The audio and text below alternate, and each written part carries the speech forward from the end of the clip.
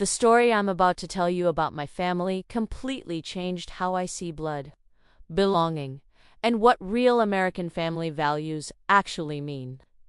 I promise you won't believe how one quiet decision by my 76-year-old grandfather turned our entire world upside down.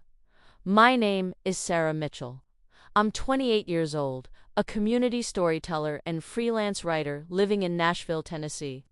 This all started 3 weeks before my younger sister Emily's big engagement celebration, a lavish party at the exclusive Belmead Country Club, planned as the perfect blend of old Southern tradition and modern success.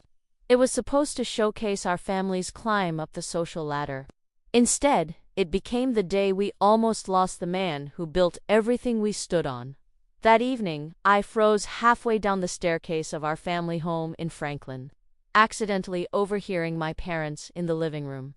My father, Richard Mitchell, owner of a growing commercial construction company, spoke with cold finality. Grandpa Henry, my 76-year-old grandfather, sat slumped in his worn leather armchair, the one he'd had since the 1980s, his broad shoulders curved forward like someone had punched him in the chest. "But son, it's my granddaughter's big day, a chance to celebrate family the way we always have." "Exactly," my mother, Patricia, cut in sharply, her voice dripping with ambition. "The Harringtons are old Nashville money. Mr. Harrington owns half the commercial real estate downtown. His wife sits on every charity board in town. We can't have you embarrassing us in front of them with those old factory stories, or that same blue suit from the 90s. Do you understand?" "I'm your father," Grandpa Henry said, his voice low and trembling but steady. "I worked 32 years on the assembly line at the GM plant in Spring Hill. When your construction business nearly went under 15 years ago after that bad mall project, I mortgaged my house, the only real thing I owned, to lend you $17,000. That was every penny I had saved after your mother passed. I did it so you could keep building for the family, for legacy." Dad's face hardened. "And it wasn't enough, was it? Other fathers helped their sons with real money, hundreds of thousands. You gave what you could, but now we're finally moving up.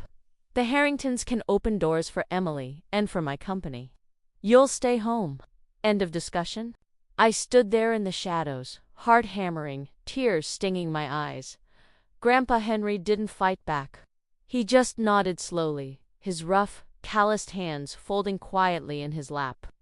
"If this is your first time here, welcome. I share real stories about the families we're born into and the ones we choose. Stay with me, because what happened next shattered our family and then slowly began to heal it in ways I never expected." To understand why my parents could speak to Grandpa Henry like that, you need the whole picture. My father, Richard, always called himself a self-made man. He loved telling people how he started his construction company with nothing but hard work and a few good contracts. What he rarely admitted was how much he owed Grandpa. When Dad's early big project failed during the 2008 downturn, leaving him buried in debt, Grandpa Henry, then already retired on Social Security and a modest pension, mortgaged his small ranch-style home in a working-class neighborhood of Murfreesboro to give him that $17,000 lifeline. It wasn't a fortune to some, but for a widower who had lost his wife to cancer when Dad was only 12, it was everything. Still, Dad resented it. I once heard him yell at Grandpa, "Only 17,000. Real fathers invest big. You've always held me back with your small thinking." I was 13, hiding behind my bedroom door, crying as Grandpa stood silent, unable to respond. My mother, Patricia, came from a slightly more middle-class background. She always believed Grandpa favored me over Emily because I was the only one who actually spent time with him.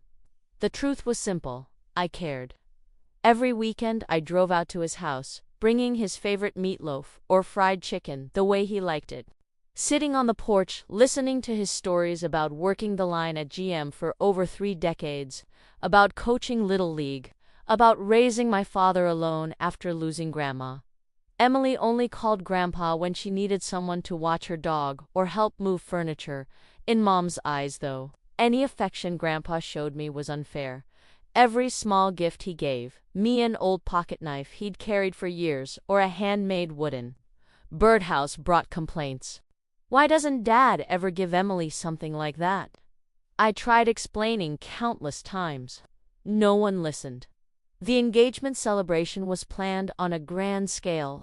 Over 200 guests at the Belle Meade Country Club, elegant white tents, crystal chandeliers, fresh magnolia centerpieces, a live country band mixed with a string quartet, an upscale Southern comfort food, shrimp and grits, bourbon-glazed pork, pecan pie towers. Tables ran $180 a head. The Harringtons represented everything my parents desperately wanted: old Southern wealth, country club membership, connections in real estate development, and local politics. They wanted to break in fully. Grandpa Henry, he was seen as a liability. The old retired factory man with a slight country accent, worn suits, and stories about the line and real work. 3 weeks before the big weekend, the tension boiled over during a seating chart meeting at our dining table. "We can't seat Grandpa at the head family table," Mom announced, marking the chart with a gold pen. "He won't know how to talk to people like the Harringtons. Those factory stories might come out." "What are you even saying?" I interrupted, stunned. "He's Emily's grandfather. He helped raise Dad. He mortgaged his house when the business almost collapsed."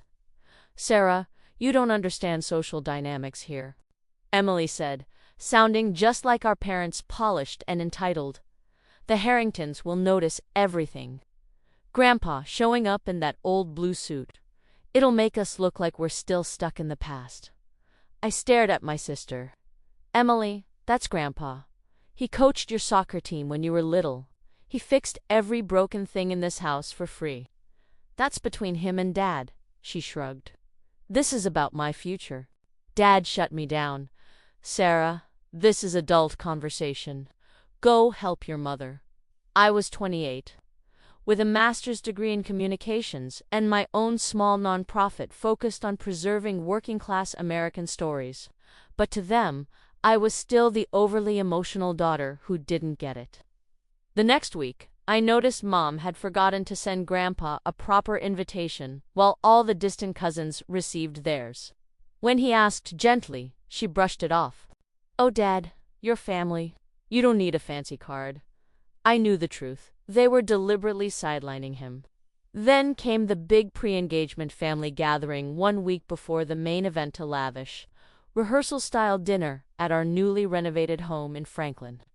Grandpa arrived carrying a homemade apple pie, the kind Emily had loved since she was a kid, baked from scratch with his own hands, using his mother's recipe. Mom barely looked at it. "Just set it in the kitchen, Dad. We have a professional caterer handling desserts."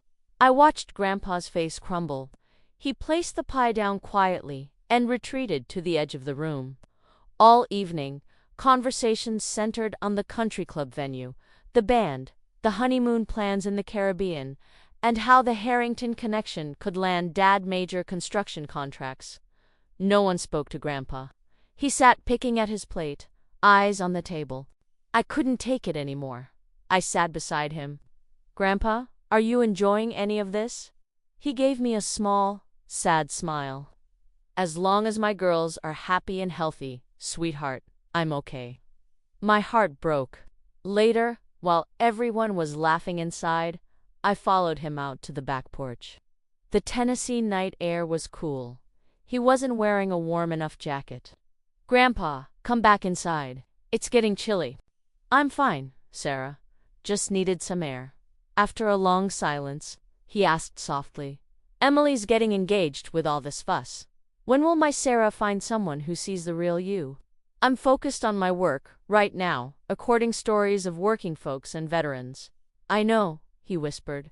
"But don't wait forever, like I did. I spent my whole life working the line, providing, and now I've got nothing but an old house and memories." His words chilled me more than the night air. Before I could ask more, Mom called me inside to help clean up.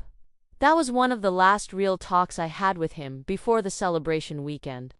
1 week before the big day, I overheard the final argument while stopping by my parents' house to pick up documents.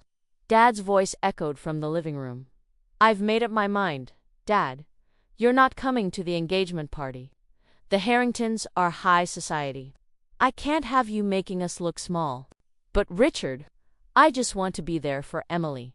Give her my blessing the old-fashioned way." "No, you stay home, period." "I won't risk it." I rushed downstairs. "You can't do this. He's family. He mortgaged his house to save your business when you were drowning." Dad turned, red-faced. "This isn't your business, Sarah." "It is. He worked 32 years so you could have chances he never did. And now you're ashamed of him?" Mom jumped in. "The Harringtons could help your father land big projects. We need to look successful. That means keeping certain things in the background." I looked at Grandpa. He sat silently, hands trembling in his lap, staring at the floor. No argument, no defense, just quiet pain that shattered me. "Grandpa, if they won't let you come properly, I won't go either."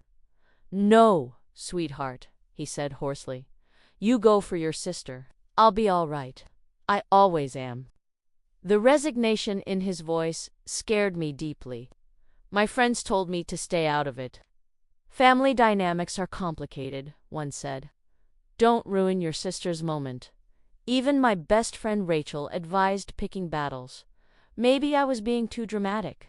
But I couldn't shake the feeling that staying silent would betray the one person who had always shown up for me. The night before the celebration, I drove to Grandpa's modest ranch house in Murfreesboro, the home he'd lived in for nearly 40 years. All the lights were off. His old pickup truck sat in the driveway. I knocked hard. No answer. I left messages and decided to check again early the next morning.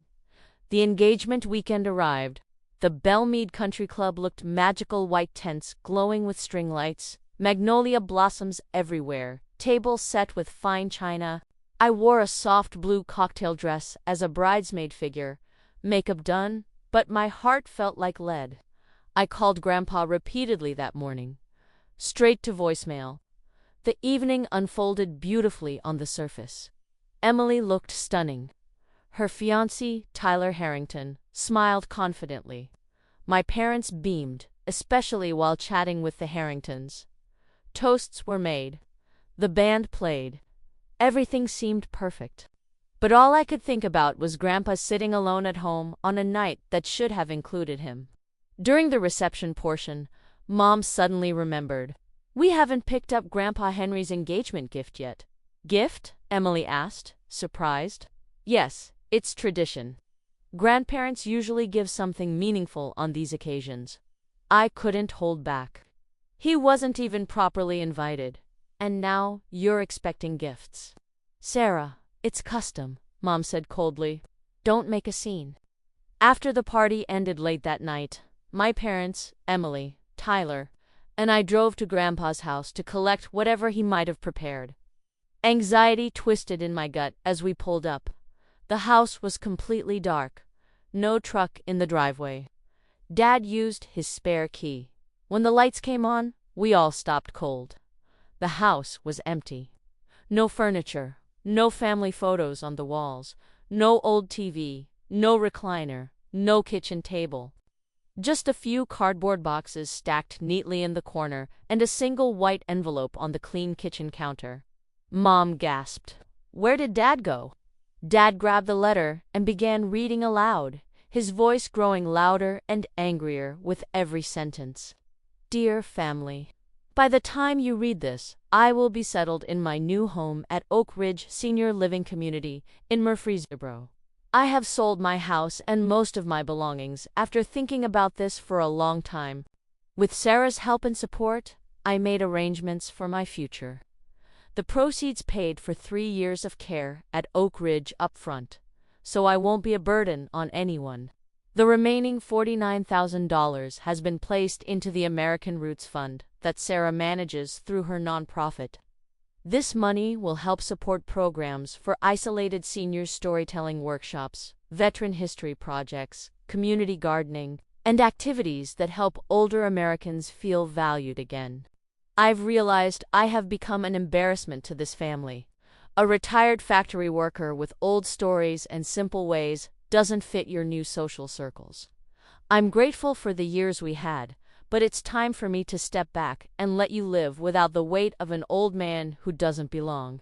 Sarah, my dear granddaughter, you have always been my light. Thank you for listening to me, for helping me tour places without judgment, and for respecting what I wanted. The folks at Oak Ridge treat me with real kindness. I finally feel like I matter again.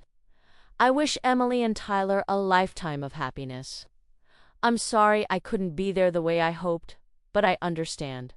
Please don't try to contact me directly. My attorney, Michael Reynolds at Reynolds Legal, will handle any family matters. Take care of yourselves. Henry Mitchell. Dead silence filled the empty room. Then Dad exploded. He gave away our inheritance to some charity. That stubborn old man, that house was supposed to be for the family. Mom spun toward me. You helped him. You knew about this. Yes, I said, my voice shaking but firm. It was his house, his money, his life. And yes, I helped because someone finally listened to what he needed. $49,000, Emily cried. That could have been a deposit on a house or helped with the wedding. How could you let him throw it away on strangers? I looked at each of them, anger and disgust rising. Is money and appearances all you care about? Grandpa left the only home he's known for 40 years because he felt so unwanted on his granddaughter's engagement night. And all you can talk about is the cash. Sarah, you don't understand real pressure, Dad began. No, you listen to me for once, I said, voice rising with years of held-back pain. Grandpa Henry loved this family with everything he had. He worked the line for 32 years. He mortgaged his house when you were about to lose everything. He coached sports, fixed cars, cooked Sunday dinners, and prayed for us every single night. He sat through every family event in silence while you treated him like he was invisible. Today, on a night that should have been about family coming together, you banned him because his stories or his old suit might embarrass you in front of rich people. Real family isn't just blood. It's showing up. It's asking about someone's life. It's remembering he likes his coffee black with 1 sugar. It's valuing the hard work and values he passed down, the same values that built this country and this family. Emily, did you ever ask Grandpa about his years at GM? Did you know he mentored dozens of young workers? Did you know he lost Grandma when you were little and still showed up for every important moment? No, you only called when you needed something. Tyler stood awkwardly to the side. Emily whispered to him that maybe they should go. I kept going. You lost a good, decent man because of greed and shame over where you came from. I hope that stays with you every day. I turned and walked out of the empty house, leaving them standing in stunned silence. The next day, I drove to Oak Ridge, senior living community. I expected something cold and institutional. Instead, I walked into a warm, welcoming place. The grounds had beautiful gardens, American flag flying proudly, and a big front porch with rocking chairs. The receptionist, Linda, smiled genuinely. Mr. Henry, he's probably in the community room with the other folks. Everyone's taken a real liking to him already. Let me walk you over. As we moved through the halls, I saw residents playing cards, chatting. Some working on model trains or woodworking projects. A group was gathered around a veteran sharing stories from his service days. The atmosphere felt like a big, extended family. We reached the community room where Grandpa sat at a table with 4 other men, laughing over a game of dominoes. A staff member named Marcus, a young guy in his late 20s, was helping run the game. Mr. Henry, you're killing us with that poker face again. Marcus Joheda, sweetheart. Marcus stood and shook my hand warmly. Mr. Henry talks about you all the time. the granddaughter who actually comes to visit and records his stories. Grandpa excused himself from the group. An older gentleman patted his shoulder. "Come back soon, Henry. We're doing a fishing story night later. Your tales from the lake are the best." We found a quiet spot on the back porch overlooking the garden. We sat for a moment in comfortable silence. "You're probably upset with me," Grandpa said softly. "Upset? No, Grandpa. I'm heartbroken it came to this. But I'm proud of you for choosing your own peace." "I'd been thinking about it for months," he admitted. "When I first mentioned looking at senior communities last summer, you didn't dismiss me. You came with me. We toured this place together. The staff here asked about my life at GM, about coaching ball, about raising your dad alone. They saw me as a person, not a problem." I remembered that day clearly. The facility offered veteran appreciation events, community gardening plots, storytelling workshops, and regular live music nights with local bluegrass and country bands. Residents were treated with dignity and genuine interest. "The people here remember things," Grandpa continued. "Yesterday, a nurse brought me coffee exactly how I like it, black with 1 sugar. She remembered from our first conversation.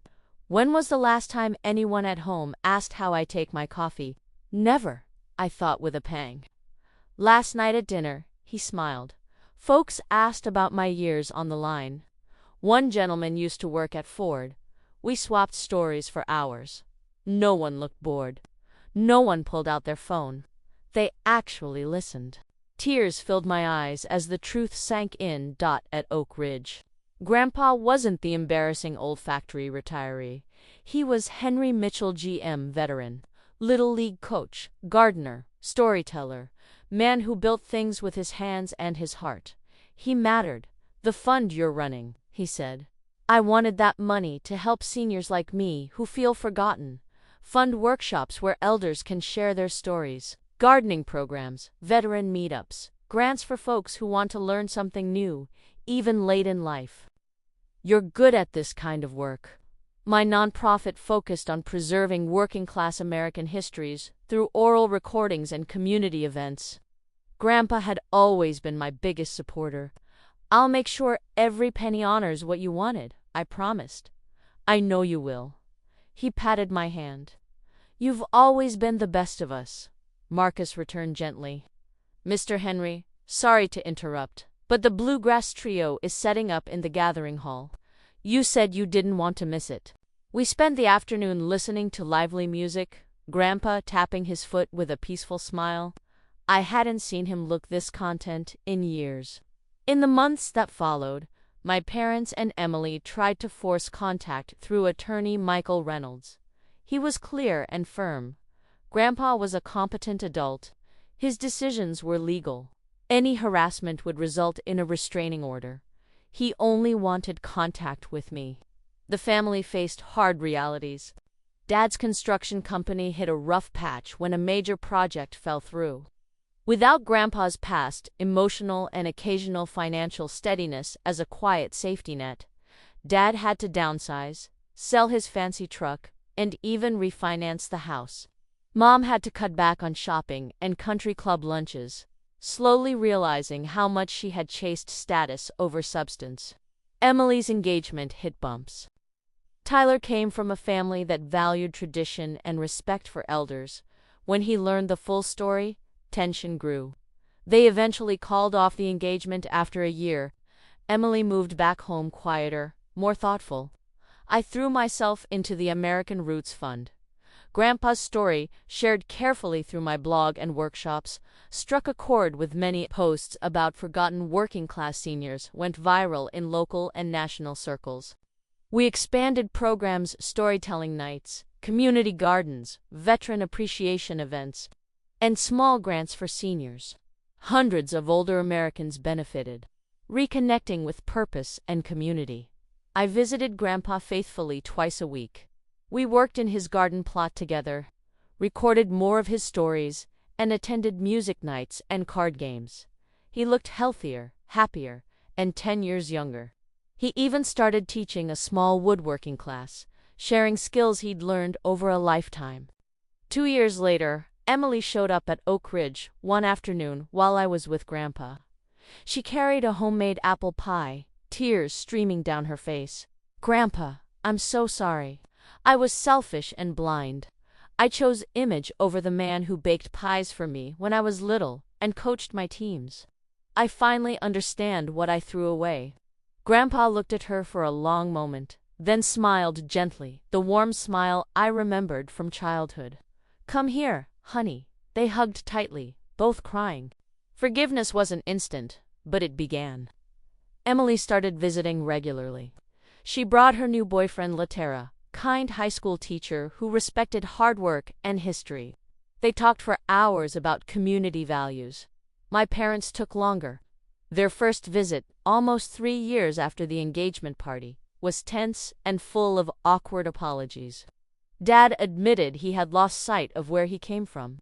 Mom spoke of learning to value people over appearances. Grandpa forgave them too. "We all stumble when pride gets in the way," he said. "What matters is getting back up and seeing each other clearly again." Healing wasn't a fairy tale. Some conversations were still difficult, but progress happened in shared Sunday dinners at Oak Ridge, in volunteering together at the fun's events, and in quiet moments where the family finally listened to Grandpa's stories. The American Roots Fund kept growing. We helped hundreds of seniors across Tennessee find connection, purpose, and voice. Every success I shared with Grandpa. One beautiful spring afternoon, 4 years later, I found Grandpa in his thriving garden plot, hands dirty from planting tomato seedlings and American flags for the upcoming Memorial Day. "You know what I finally understand, Sarah?" he said with a content smile. "I spent decades trying to earn a seat at a table that didn't want my stories. But here, respect and friendship are given freely. These plants I'm putting in today may not see every harvest, but I plant them anyway because I've got time ahead of me now. Time I'm excited about instead of dreading." That moment told me everything. Moving to Oak Ridge wasn't giving up on life. It was Grandpa finally choosing a life where he was truly seen and valued. So tell me, in the comments, if you were in my shoes, what would you do? Would you stay silent to keep fake peace? Or would you help the person who sacrificed everything find the respect he deserved? Have you ever seen family choose image over love? Drop your thoughts below. If this story moved you, like and subscribe for more real American family stories about heritage, hard work, and second chances. Remember this: real family isn't just sharing the same last name. It's showing up, listening, and honoring the roots that made us who we are. Sometimes the strongest thing you can do is help someone walk away from a table that no longer sees their worth. And hope the family eventually learns to pull up a real chair. Thanks for watching. Call your grandparents today. Their stories are your American heritage. If you're watching this right now, hit that subscribe button and let me know in the comments which city or state you're tuning in from.